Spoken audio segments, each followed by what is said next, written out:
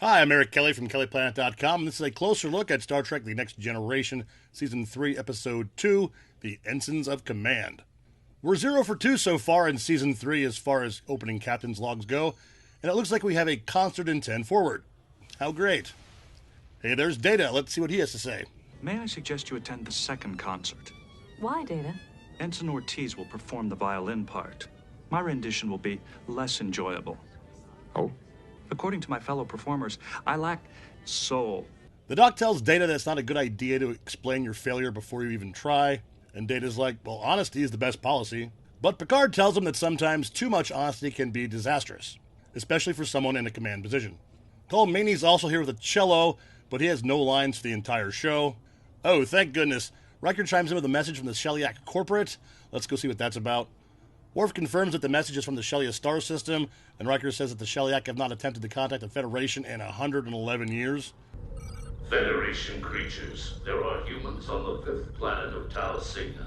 This planet was ceded to the corporate of the Treaty of Armids. Remove the humans. Yeah, so those guys are kind of dry. We'll see they kind of look like Armis, but they're like a race of lawyers or something. Imagine that.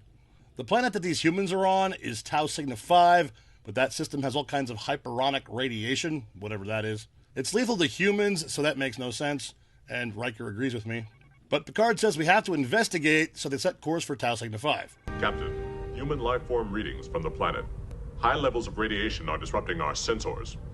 Hyperonic radiation also interferes with ship's transporters. They are now inoperable. How can humans survive down there? So how are the humans able to live in an irradiated environment? Crusher says they must have found some way to adapt, and I'd buy that if they had a few million years to evolve. Regardless, they have to get these people off the planet because the Sheliak consider humans a lower life form and would simply exterminate them. They are technically trespassing. Due to the radiation thing, Picard tells Data to take a shuttle down and start the evacuation. Then he asks Riker to surmise what Data will find down there. The commander says, probably a single craft, maybe a dozen survivors. I bet that's wrong. Down on the planet, two guys come across Data's shuttle, which is number 5, so it should be the Elbez.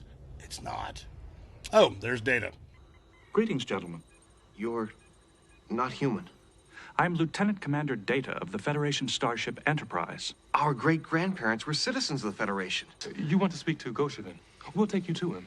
Turns out these guys are the descendants of the crew from the Artemis, which was a colony ship launched 92 years ago. So forget the evolution thing. Apparently the Artemis went way off course. Picard asks Data how many colonists are down there, and he says 15,253. Yeah, that's a lot more than 12. And that ship must have been pretty big to get that kind of a population in just a few generations. 15,000? We'll never get them out in time. Shuttles? Loading all the Enterprise shuttlecraft to capacity. Evacuation will take 4 weeks, 4 days. We need more time. Here we are at the colony, and they built all of this in less than 100 years with no equipment and radiation everywhere. That's pretty good, and unlikely. That guy there is the leader, and his name is Goshevin. Pay attention to him because that's not his actual voice. All of his lines are dubbed. He asks Data why he is there, and Data tells him about the evacuation, but Goshevin's like, well, why? Because this planet belongs to the Sheliak. Well, this colony has been here over 90 years. We've never seen a Sheliak. I'd say that makes Tau Cygna V our planet. Goshevin says here that the radiation killed 1/3 of the original crew before they learned to adapt to it. I sure hope they explain this, but they don't at all. Goshevin and his people are very proud of what they built here, but Data's like, yeah, we have a treaty with these Sheliak guys, and this planet is technically theirs. Goshevin's like, well, just change the treaty, but that's not really an option. If you are still here when the Sheliak colony ship arrives, they will eradicate you. They'd kill all of us? They have little regard for human life. Goshevin's like, read my lips. There will be no evacuation, so go back to your ship and leave us alone. Oh yeah, that's Ardrian, and she's into androids. She's here to be the romantic interest for Data, but most of that gets cut from the final draft, thank goodness. Cybernetic intelligence fascinates me. What's your memory capacity? How many operations per second? I have a million questions.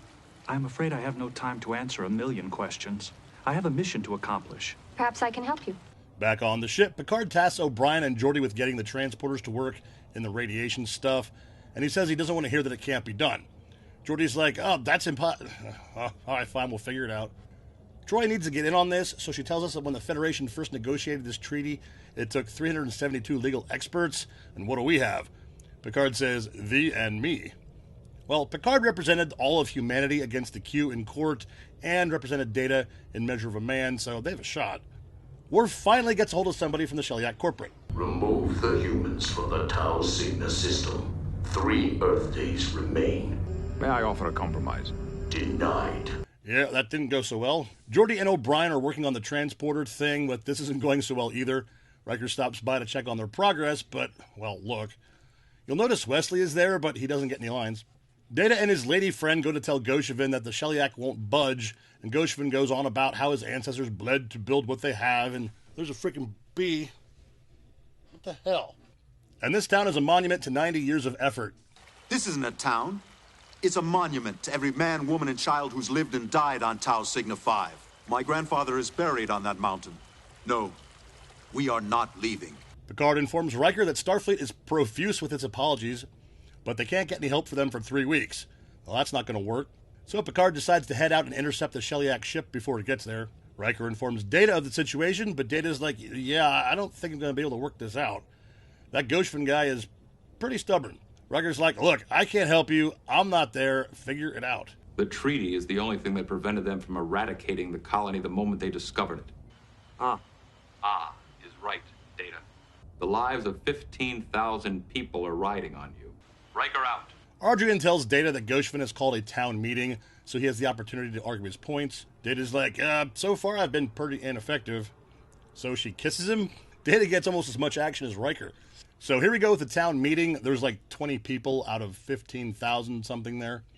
Goshevin says he is there to address Data and his fake news. Data wishes to speak, but Goshevin says no way. Data has learned a lesson about not being excessively honest from earlier, and will try reverse psychology. Do you consider your position so weak that it cannot withstand a debate? Let him speak. You all know of the Sheliak threat, and when you die, you will die for land and for honor. Data's doing a pretty good job. Let's see some more.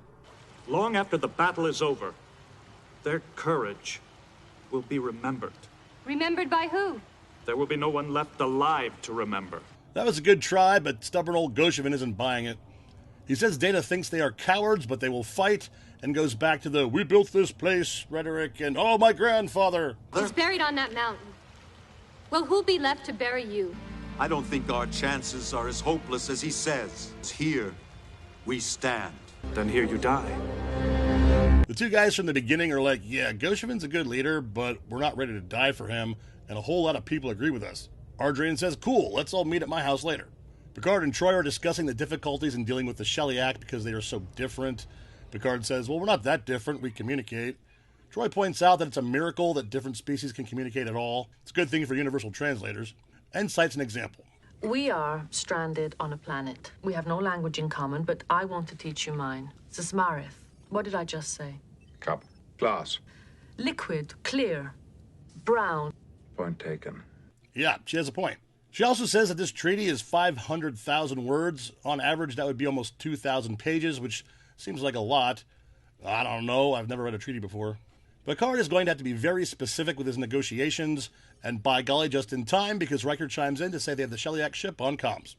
We desire face-to-face negotiations to settle the crisis on Tau Cygna V. Meaningless. We are entitled to consultation under paragraph 653, subparagraph 9.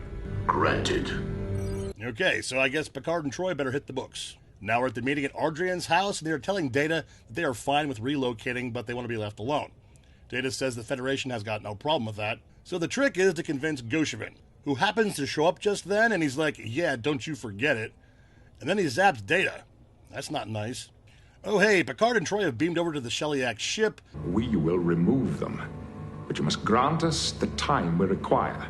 We will save you time. We will eradicate the human infestation. I will not permit this outrage. Like I said before, Ardrian's into androids, so she gets Data back up and running in no time. Data figures that using words hasn't worked so well this far, so he must try something else, and he needs a phaser. But phasers don't work with all that radiation around for some reason, so he uses a chip from his arm to magically fix that. Back to the bridge, Picard places the Enterprise between the Sheliak and the planet and hails them. Worf says no response. Picard says fine, they just have to listen, and tells the Sheliak that if they want the colony, they're going to have to go through him. Still no response. Picard says, get me the treaty. There's got to be something in there we can use. Down on the planet, Data starts shooting Goshevin's guys. I'm sure it's on stun. That was the stun setting. This is not. I can reduce this pumping station to a pile of debris, but I trust my point is clear. Yeah, way to go, Data. Maybe now he'll listen to you. Data says, I'm just one guy with a phaser. There are hundreds of Sheliak coming for you, and they have better weapons than this. They may not offer you a target. They can obliterate you from orbit. You will die, never having seen the faces of your killers. The choice is yours. Yep, that did it. They're going to get the heck out of Dodge. Goshevin tells Data that he was ready to die for this place, but Data's all wise and tells him that things can be replaced, but lives cannot. It looks like Picard found the loophole he was looking for. So he hails the Sheliak and says, as per section blah blah blah, he formally requests third-party arbitration. And the Sheliak guy's like, yeah, okay, that's fine. And Picard names the Grisellas as arbiter, but they are in hibernation for the next 6 months. At which time we can get this matter settled. Now, do you want to wait or give me my 3 weeks? Absurd. Then I hereby declare this treaty in abeyance. Wait. Negotiation is permissible. Needless to say, the Sheliak call back and are like, okay, we don't want to wait 6 months. You have the 3 weeks you need. Riker's like, sir, you enjoyed that. And Picard's like, damn right. We can modify the transporters. Excellent. It'll take 15 years and a research team of 100. Mr. LaForge, I believe we will postpone. There's Data in shuttle number 5, and no, it's not the Elbez for some reason. It's the Onizuka. He was one of the astronauts that died in the Challenger disaster. Ardrina is just stopping by to say farewell. She asks Data if he has any feelings for her, but Data says, I have no feelings of any kind. But Data gets another kiss before we go. Welcome home, Mr. Data. Well done. Thank you, sir. Mr. Data, I look forward to your next concert.